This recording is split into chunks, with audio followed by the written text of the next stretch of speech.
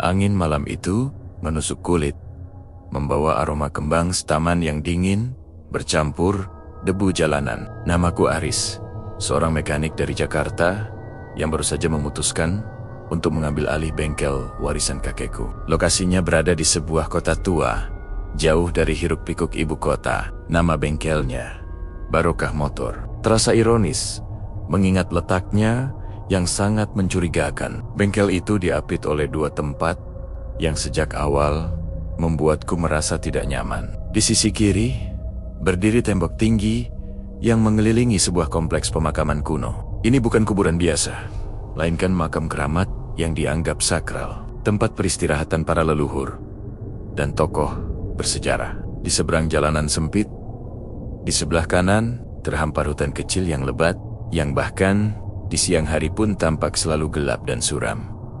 Malam pertama kedatanganku, tepat pukul 9, aku disambut oleh Mang Ujang, penjaga bengkel yang sudah bekerja sejak kakekku masih hidup. Pria tua itu bertubuh kurus, matanya selalu memancarkan kewaspadaan, dan bicaranya cenderung irit dan cepat.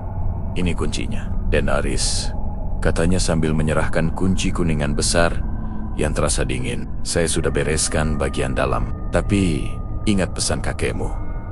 Jangan pernah buka gudang belakang. Aku mengernyitkan dahi. Gudang belakang? Hanya tempat oli bekas, kan Mang? Mang Ujang menggeleng pelan. Matanya melirik ke arah tembok pemakaman. Bukan oli, Den. Tempat itu, tempat mereka singgah kalau sedang ramai pekerjaan. Mang Ujang tidak menjelaskan lebih lanjut. Aku memilih untuk tidak mendesak. Aura di sekitar bengkel memang terasa aneh.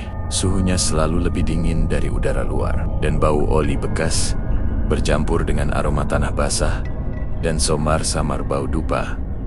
Keesokan harinya, aku mulai bekerja. Bengkel Barokah Motor terasa sangat tradisional. Semua peralatan serba manual, dan penerangan hanya dari dua lampu neon tua yang terus berkedip. Pelanggan pertamaku adalah seorang bapek bopak yang motor bebeknya mogok.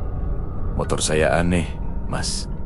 Biasanya galak. Tiba-tiba mati total di depan makam keramat itu, ujarnya sambil menunjuk ke tembok. Aku mulai membongkar karburator. Saat tanganku menyentuh mesin, aku merasakan panas yang luar biasa, seolah mesin itu baru menempuh perjalanan ratusan kilometer. Padahal si bapak bilang motornya baru berjalan kurang dari 200 meter. Saat aku fokus pada perbaikan, tiba-tiba terdengar ketukan pelan dari arah tembok. Tok, tok, tok. Aku menoleh, tetapi tidak melihat siapa-siapa. Aku kembali bekerja, tetapi ketukan itu muncul lagi. Kali ini lebih dekat, seolah-olah berasal dari dalam blok mesin. Tok, tok, tok, tok. Tiba-tiba, tanganku yang memegang obeng seperti ditarik oleh kekuatan tak terlihat. Obeng itu menusuk jari telunjukku. Darah segar menetes ke blok mesin. Aduh, aku refleks menarik tanganku. Ajaibnya, saat darahku menyentuh mesin yang panas, motor itu langsung menyala sendiri dengan suara raungan keras. Vroom, vroom. Kunci kontak motor masih ada di tanganku, dan mesinnya belum selesai kurakit, si bapak langsung pucat. Sudah, Mas! Tidak usah dibetulkan, saya bawa pulang saja. Tanpa menunggu, ia mendorong motornya menjauh. Tidak peduli motor itu tidak bisa dikendarai, aku terpaku di tengah bengkel, menatap jari yang terluka dan mesin yang berasap tipis. Aku teringat ucapan kakekku. Bengkel ini bukan hanya memperbaiki yang rusak, ia juga melayani yang tak kasat mata. Menjelang tengah malam, sekitar pukul 11, udara semakin dingin. Sebuah mobil sedan tua berwarna hitam kusam berhenti di depan bengkel. Mobil itu bergerak tanpa suara mesin sama sekali. Seorang pria berpakaian serba hitam dengan tatapan dingin turun dari mobil. Ia langsung bicara tanpa basa-basi. Motor saya butuh perbaikan total, katanya pelan. Mobil ini, Pak? Tanyaku. Pria itu tersenyum tipis. Senyumnya tidak mencapai mata. Bukan.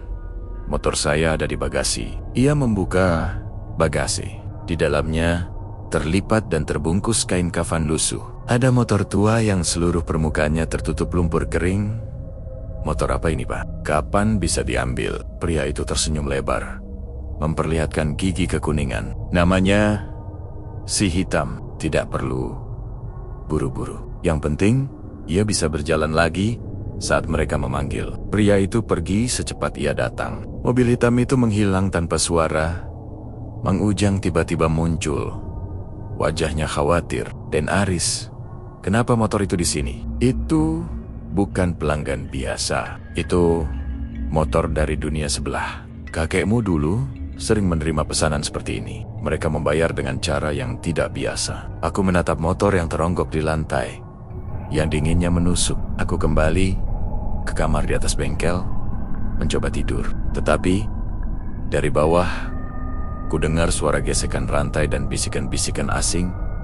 Aku turun. Saat mengintip, aku melihat motor si hitam sudah bersih dan mengkilap. Di sekelilingnya, ada beberapa bayangan hitam tanpa wajah yang sibuk menggutak-atik mesin motor itu. Mereka bekerja dalam keheningan total.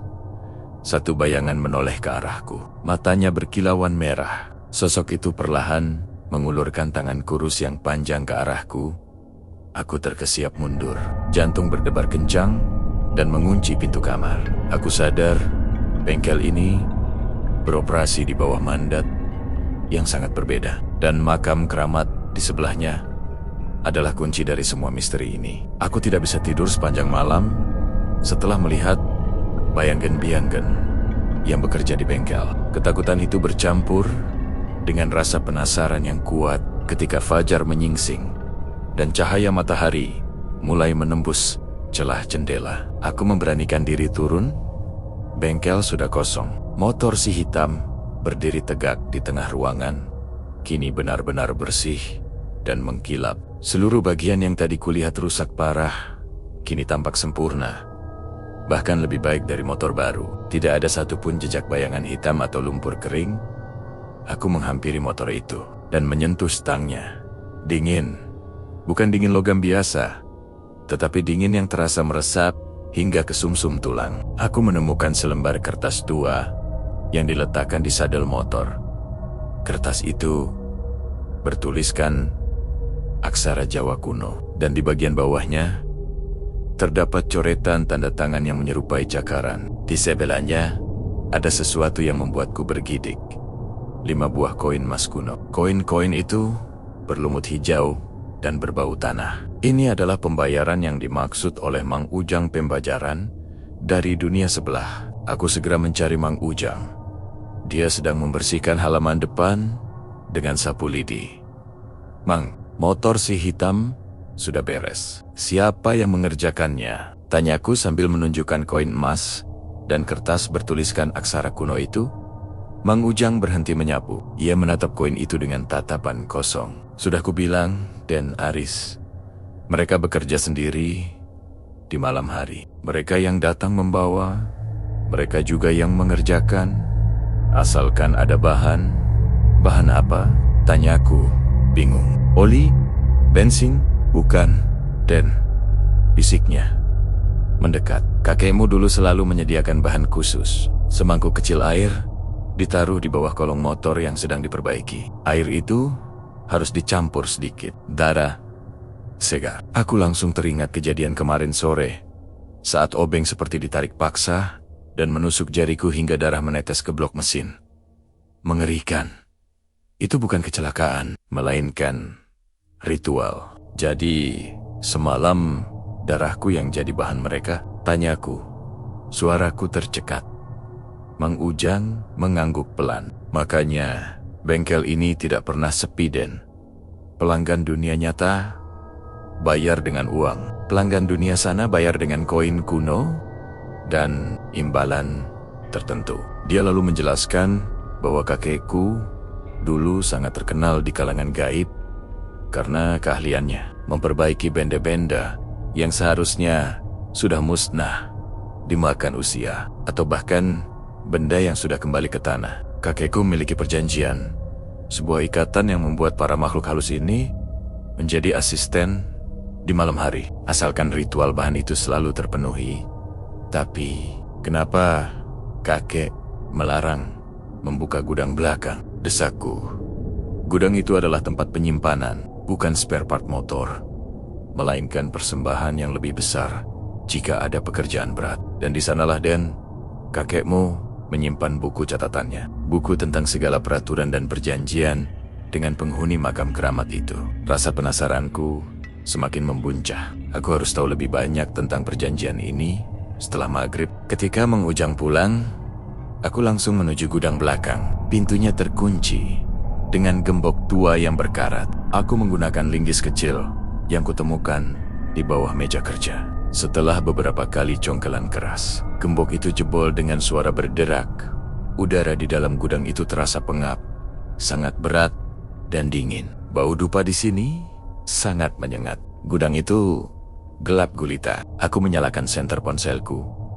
Senter menyorot ke sekeliling ruangan. Di sana, bukannya tumpukan ban bekas atau botol oli, melainkan berbagai macam benda aneh, sesajen kering, kain-kain kuning, dan beberapa perkakas bengkel yang tampak seperti benda pusaka terbuat dari besi hitam yang sangat tua. Di sudut ruangan, di atas meja kayu kecil, aku menemukan sebuah buku bersampul kulit hitam tebal. Ini pasti buku catatan kakek. Aku membukanya. Halaman-halaman itu dipenuhi tulisan tangan kakekku yang rapi, tetapi isinya sangat mengerikan. 11 Juni tahun 1978. Motor bintang 3 dari Bapak S sudah selesai diperbaiki. Pembayaran 5 koin emas dan 1 ekor ayam cemani. Ayam itu ditaruh di kolong gudang. Jangan lupa ritual darah. Jika tidak, bengkel akan diambil alih. 28 Agustus tahun 1980. Motor si kuntilanak merah perlu penanganan khusus. Mesinnya bocor, darah segar. Minta 1 malam penuh. Persyaratan, lilin 7 warna, dan sisa potongan kuku mayat yang baru dikubur. Ini semakin berat. Semakin jauh aku membaca, semakin aku menyadari betapa dalam kakekku terlibat dalam dunia mistis ini. Bengkel ini bukan hanya bisnis, tetapi sebuah persembahan. Tiba-tiba, dari makam keramat di sebelah, terdengar suara gamelan yang sangat halus, tetapi iramanya terdengar pilu dan menakutkan. Suara itu semakin lama semakin keras. Dan kemudian, aku mendengar suara berdecit pelan dari balik buku yang kupegang. Ketika aku menoleh, senterku menyorot ke dinding gudang. Di sana, tertempel sebuah foto keluarga lama. Kakekku, nenekku, dan seorang anak kecil, mungkin ayahku. Tetapi, di balik foto itu, ada sepasang mata merah menyala yang bergerak-gerak, menatap tajam ke arahku dari celah dinding. Wajah itu mulai menyeringai, menunjukkan cici-cici taring yang runcing. Aku menjatuhkan buku itu dan berlari keluar gudang, membanting pintunya keras-keras. Aku tahu, dengan membaca buku itu, aku sudah membuka gerbang menuju perjanjian yang sangat berbahaya. Perjanjian yang kini menuntutku, cucunya, untuk melanjutkannya. Setelah menemukan buku catatan kakek dan melihat mata merah di gudang, aku menghabiskan sisa malam dengan ketakutan luar biasa. Aku tahu aku tidak bisa lari. Bengkel ini terikat oleh perjanjian kuno, dan sebagai pewaris, aku harus menanggungnya. Meninggalkan tempat ini berarti melanggar perjanjian, dan aku yakin konsekuensinya jauh lebih buruk daripada bertahan. Pagi itu, aku memutuskan untuk mengikuti instruksi kakekku. Setidaknya, untuk sementara, aku harus memastikan asisten gaib di bengkel ini tetap puas. Agar mereka tidak mengalihkan perhatian buruk mereka kepadaku, aku mencari Mang Ujang. Aku tunjukkan padanya catatan kakek tentang ritual darah dan air. Mang Ujang menghela napas panjang. Bagus, Den. Kakekmu pintar menyimpan rahasia. Perjanjian ini harus selalu dipenuhi agar mereka tidak mengganggu bisnis kita yang nyata. Mereka butuh energi dan energi hidup. Hari itu terasa mencekam. Aku hanya menerima pekerjaan ringan. Motor yang hanya perlu ganti oli atau ban. Aku berusaha agar tidak ada lagi darah yang menetes. Namun, aku terus merasa diawasi, terutama dari arah tembok makam keramat. Saat sore menjelang, sekitar pukul 4, tiba-tiba, langit di atas bengkel menjadi gelap. Seolah-olah awan hitam tebal berkumpul hanya di atas barokah motor. Angin kencang berhembus, membawa bau busuk yang sangat menyengat bau, seperti bangkai yang sudah lama terendam air. Aku tahu, ini bukan pertanda baik. Tak lama kemudian, sebuah motor chopper besar yang dimodifikasi secara ekstrim memasuki bengkel. Motor itu hitam pekat. Bahkan knalpotnya tampak berkarat dan mengeluarkan asap tebal berwarna hijau muda. Pengendaranya adalah seorang wanita. Rambutnya panjang, acak-acakan, menutupi sebagian besar wajahnya. Ia mengenakan jaket kulit yang sudah usang dan robek di sana-sini. Ketika ia membuka helmnya, aku melihat kulitnya sangat pucat, dengan lingkaran hitam pekat di bawah mata. Ia tampak sangat lelah, seperti sudah berjaga selama berhari-hari. Wanita itu turun dari motornya. Gerakannya kaku dan sangat pelan. "Motor saya mogok," katanya. Suaranya parau dan bergetar, hampir seperti desisan. Di tengah-tengah makam keramat itu, ia menunjuk ke tembok dengan jari yang kuku-kukunya menghitam. Aku mendekati motor itu. Mesinnya tidak panas, justru terasa dingin sekali. Jauh lebih dingin dari motor si hitam yang kubetulkan sebelumnya. Ada cairan aneh yang menetes dari karburatornya, bukan oli, bukan bensin, melainkan cairan kental berwarna merah gelap yang berbau manis dan anyir. "Ini motor kenapa, Bu?" "Sepertinya bukan masalah mesin biasa," kataku hati-hati. Wanita itu tidak menjawab. Ia hanya menatapku dengan mata yang lebar. "Tolong perbaiki. Saya harus segera pergi. Ada yang menunggu saya di persimpangan itu." Ia menunjuk ke suatu titik di tengah hutan kecil yang gelap di seberang jalan. Tiba-tiba, aku merasa ada tekanan besar yang mendorongku untuk menerima pekerjaan ini. Ini adalah pelanggan yang lebih tinggi tingkatannya dari yang sebelumnya. Aku akhirnya mengangguk. "Baik, Bu. Saya akan lihat apa yang bisa saya lakukan." "Kapan Ibu akan kembali?" "Saya tidak pergi," jawabnya dingin. "Saya akan menunggu. Saya harus melihat sendiri perbaikan ini." Wanita itu duduk di kursi tunggu di sudut bengkel. Dia duduk diam, tidak bergerak, matanya terpaku pada motornya. Malam mulai turun. Aku tahu aku harus melakukan ritual itu jika ingin motor ini selesai tanpa insiden. Aku mengambil mangkuk kecil dan sebotol air. Aku sengaja mengiris kecil jariku yang masih belum sembuh total dari kejadian kemarin. 2 tetes darahku menetes ke dalam air, dan air itu langsung berubah menjadi keruh.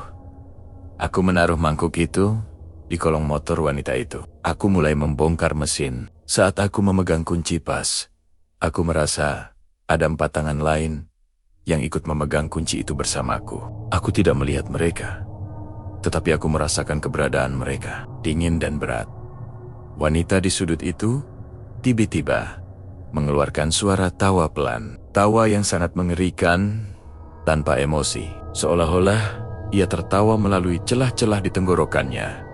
Tiba-tiba, knalpot motor itu mengeluarkan asap tebal berwarna merah menyala, bukan hijau lagi. Dan dari asap merah itu, muncul sebuah bayangan yang lebih jelas dari biangan-biangan di malam sebelumnya. Bayangan itu berbentuk manusia tinggi besar, mengenakan jubah koyak, dan memiliki sepasang tanduk melengkung di kepalanya.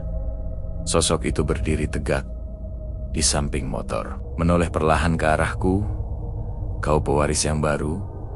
Suara sosok itu bergetar, berat, seperti suara bel yang pecah. "Kami punya pekerjaan untukmu, sangat mendesak." Aku hanya bisa terdiam.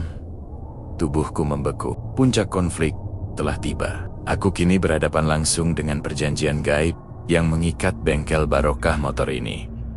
Tubuhku membeku di tempat. Sosok tinggi besar, bertanduk dengan jubah koyak itu, berdiri tegak di samping motor chopper. Asap merah dari knalpotnya miliak-liuk, seperti ular. Di sudut, wanita pucat itu masih duduk kaku. Wajahnya tak menunjukkan ekspresi. "Kau pewaris yang baru," ulang suara sosok itu, bergetar dan mencekam. "Kami butuh kau. Kau harus segera menyelesaikan motor ini." Malam ini juga, aku mencoba menenangkan diri. Mengingat pelajaran dari buku kakek, jangan pernah menunjukkan rasa takut dan jangan pernah menolak pesanan darurat. "Apa yang harus saya perbaiki, Tuan?" tanyaku, berusaha menjaga suaraku agar tidak bergetar. Sosok itu menunjuk ke motor dengan tangan yang panjang dan kurus. Motor ini membawa jiwanya. Jiwanya sedang terkunci di dalam karburator. "Lepaskan.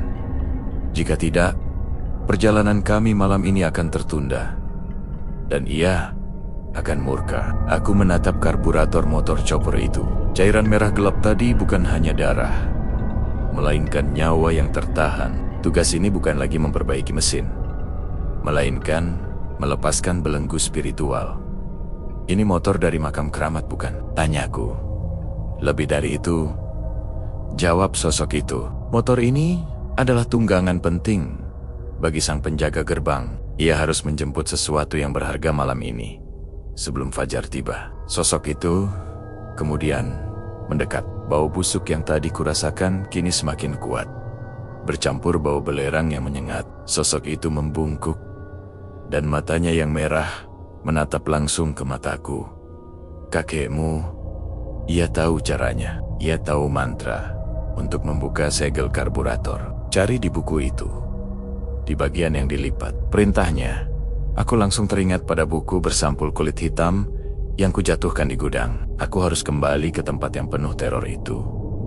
Aku bergegas masuk ke gudang, mencari buku kakekku di tengah kegelapan. Aku mengambil buku itu, dan seperti yang dikatakan sosok itu, ada halaman yang terlipat rapi di bagian belakang. Aku menyalakan senter ponselku.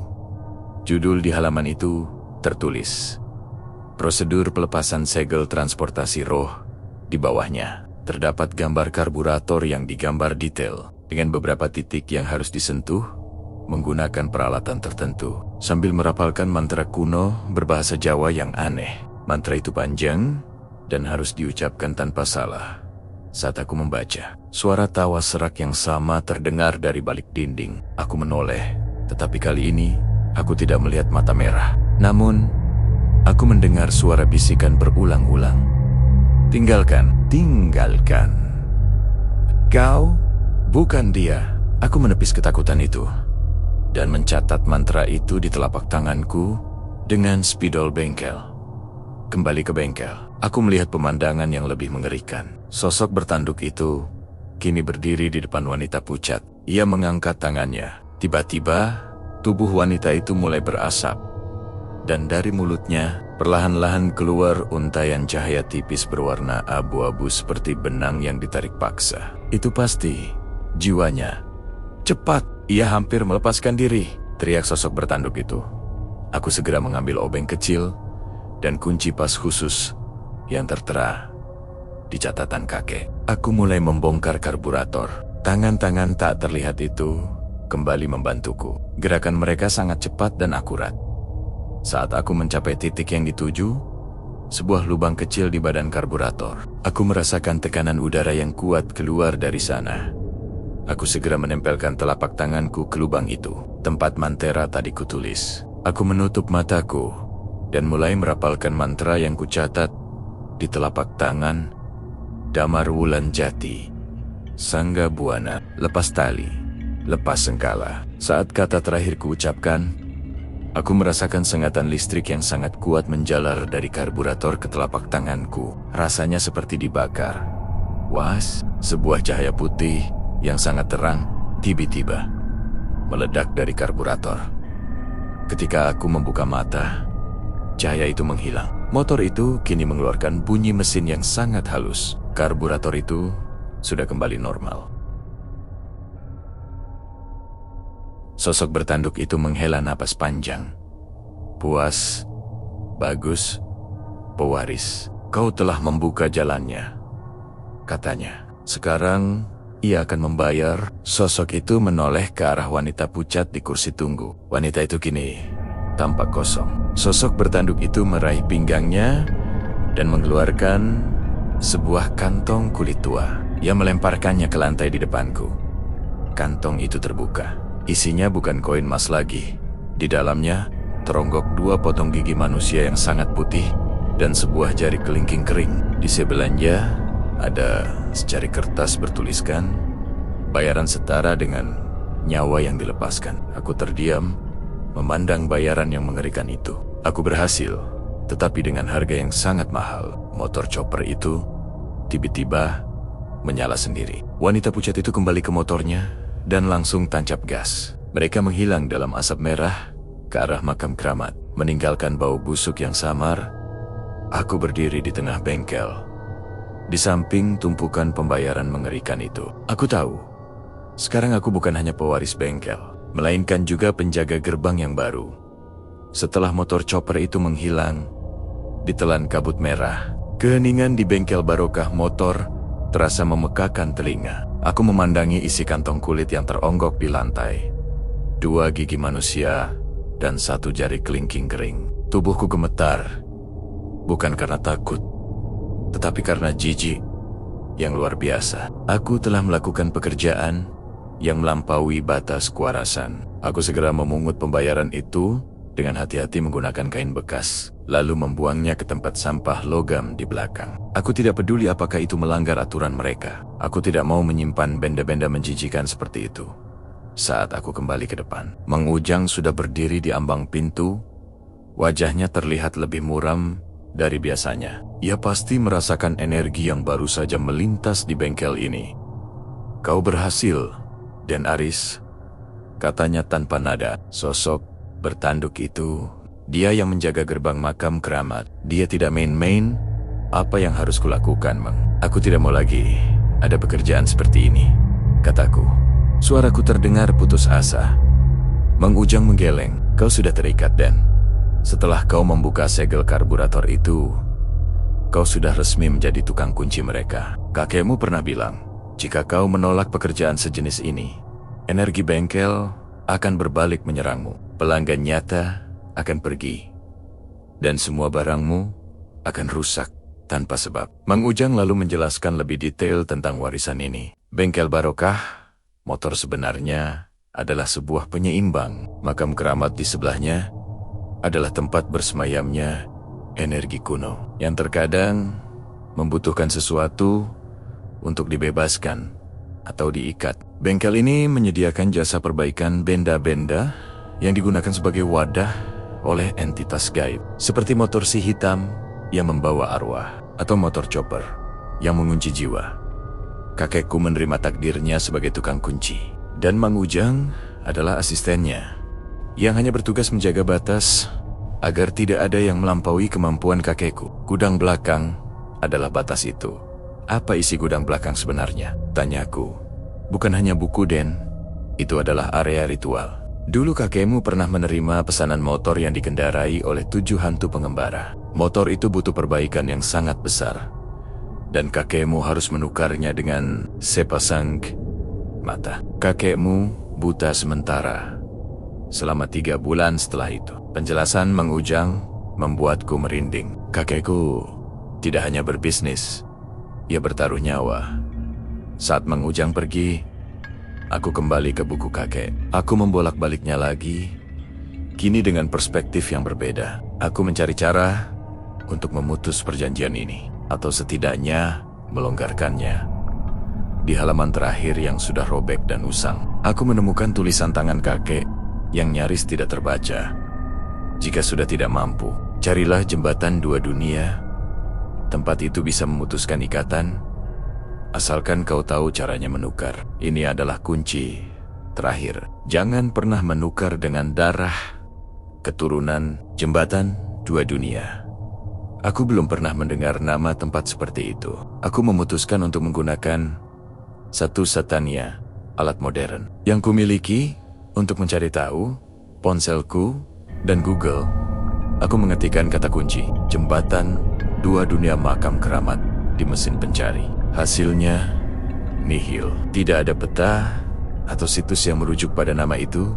Aku mengganti kata kuncinya, Makam Keramat Kota Tua Misteri. Satu artikel berita lama muncul. Judulnya, Misteri hilangnya 7 pemuda di area makam keramat. Hanya ditemukan sepeda motor mereka yang rusak parah. Artikel itu menceritakan kejadian di tahun 1980-an, persis di masa kakekku masih berkuasa di bengkel ini. 7 pemuda masuk ke hutan kecil di seberang bengkel untuk berburu. Mereka tidak pernah kembali. Polisi hanya menemukan motor-motor mereka yang hancur total, seperti ditabrak kereta api.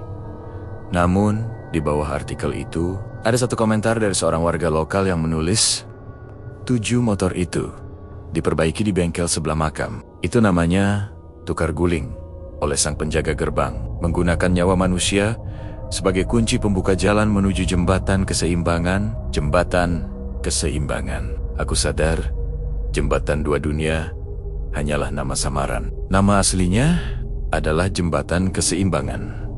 Sebuah tempat di mana kehidupan ditukar dengan perjalanan spiritual. Tempat itu pasti terletak di suatu titik antara makam keramat dan hutan kecil di seberang jalan. Aku menatap keluar jendela. Hutan kecil di seberang jalan tampak semakin gelap, seolah-olah mengundangku masuk. Di sana, di dalam hutan itu, aku yakin jembatan keseimbangan berada. Dan di sana pula, aku harus mencari cara untuk memutus ikatan terkutuk yang diwariskan kakekku. Ini bukan lagi tentang memperbaiki motor. Ini tentang memperbaiki takdirku sendiri.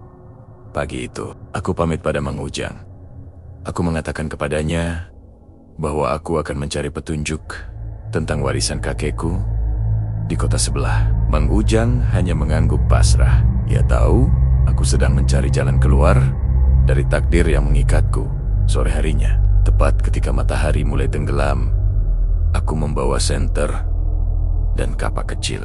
Tujuanku adalah hutan kecil di seberang bengkel tempat yang disebut sebagai jembatan keseimbangan. Melintasi jalanan sepi itu terasa seperti melintasi ambang batas. Saat kakiku menginjak tanah hutan, udara langsung berubah. Suhu turun drastis, dan bau tanah busuk kembali menyeruak. Suara serangga hutan hilang, digantikan oleh keheningan yang menyesakkan. Aku berjalan masuk, mengikuti naluriku, menjauhi bengkel. Pepohonan di sini sangat tua dan tinggi. Cabangnya melengkung seperti tenggen-tenggen raksasa. Setelah berjalan sekitar 15 menit, aku menemukan sebuah area terbuka yang aneh. Di tengah area terbuka itu, ada sebuah jembatan kecil, panjangnya hanya sekitar 3 meter, terbuat dari batu hitam yang ditumbuhi lumut tebal. Jembatan itu melintasi parit kecil, berisi air keruh. Ini pasti jembatan keseimbangan yang dimaksud.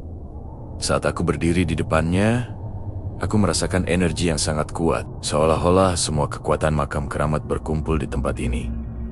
Aku teringat tulisan kakek, asalkan kau tahu caranya menukar, jangan pernah menukar dengan darah keturunan. Saat aku maju, sebuah suara berat dan bergetar menyapaku. Kau datang, pewaris? Kau tidak bisa lari dari takdir ini. Sosok itu muncul dari balik pohon beringin tua. Itu adalah sosok bertanduk yang kukenal dari malam kemarin. Sang penjaga gerbang. Kali ini, ia tidak membawa motor, tetapi ia memegang sebuah rantai panjang yang ujungnya hilang di dalam tanah. Aku datang untuk memutuskan ikatan ini, kataku lantang. Meskipun lututku terasa lemas, sosok itu tertawa serak. Memutus ikatan, konjol. Kau sudah ditandai. Kau sudah tahu rahasia kami. Satu-satunya cara memutus ikatan adalah menukarnya dengan nyawa. Kakekku bilang ada cara lain. Balasku menggertak. Aku tahu tentang tukar guling itu, tapi aku tidak akan menukar dengan nyawa manusia. Sosok itu terdiam. Matanya yang merah menatapku tajam. Apa yang kau tawarkan sebagai ganti kebebasanmu? Tanyanya. Aku tahu apa yang harus kutukar.